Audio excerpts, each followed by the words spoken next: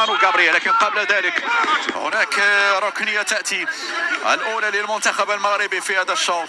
إذن سترفع الكرة على القائمة الثاني، ممكن مرفوعة الرأسية. بعد ذلك الدفاع يتدخل، عادت لعثمان معمة. هذا عثمان معمة يحاول، زالت عنده الكرة.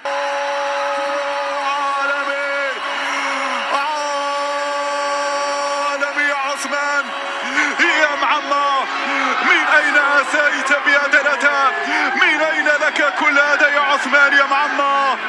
معمة هدف خرافي، معمة هدف عالمي في بطولة عالمية هكذا. نعم، في لوحة فنية عثمان معمة يتجلى، عثمان معمة يتفنن، عثمان معمة على الطريقة لا نقول البرازيلية، هي الطريقة المغربية بصورة مميزة هكذا. نعم، يكتب التاريخ عثمان معمة بصورة وبطريقة اللاعبين الكبار هكذا. جسيم وعلى الطاير، على الطاير، على الطاير، على الطاير.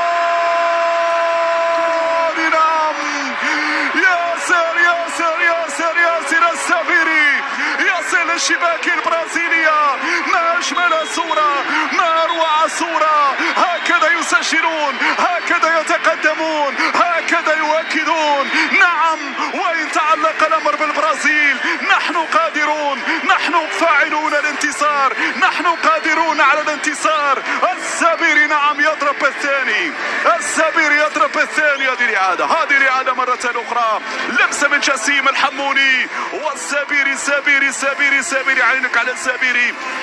جسيم نفتك بإصرار كبير، بإصرار كبير. الوضعية سليمة والهدف مشروع. 2-0 للمنتخب المغربي. شوف جسيم، شوف جسيم يقاتل قتالية كبيرة لجسيم. كروا هذا الاسم، ياسين جسيم جابها، ياسين عادها، ياسين مررها، والسابيري حطها في الزاوية البعيدة. 2-0. نعم، صدقوا أو لا تصدقوا، المغرب أمام البرازيل 2-0 هنا في مونديال الشيلي، هنا في بطولة العالم، هنا مع الكبار. والمغرب أصبح من الكبار وأصبح من الرواد. نعم، حتى كذلك المساعدة والمساندة الدفاعية. ياسين جسيم، كرة تصل الجهة اليمنى.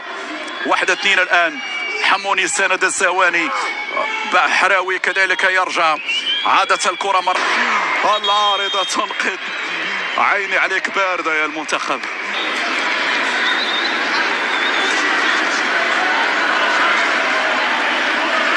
وهي اساسا غير واضحه، يعني حتى في الاعادات غير واضحه، حتى في الاعادات ومن عده زوايا غير واضحه. في النهايه ما هو القرار؟ بطاقه صفراء. نعم، لان الحكم خد قراره.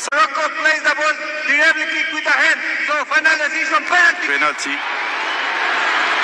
حكم شاف بان الزواني لمس الكره بيده وبالتالي ضربة جزاء، لكن هدف يغير ويرجع البرازيل للمباراة. ياغو ان شاء الله يانيس يتصدى، ان شاء الله يانيس يتصدى لكرة ياغو. ياغو يتلقى الإشارة. ياغو الآن، ياغو الآن على أوبة الاستعداد. يانيس بن الشاوش. ياغو يتقدم، ياغو يسجل، ياغو يسجل. إذا النتيجة تتغير، هدفان مقابل هدف واحد لفائدة المنتخب المغربي. الإعادة مرة أخرى. حطها في الزاوية 90، حطها في الزاوية 90 هنا. حتى لو الحارس مشى للجهة اليسرى سيكون من الصعب عليه انه يتصدى للكرة. ضربة جزاء.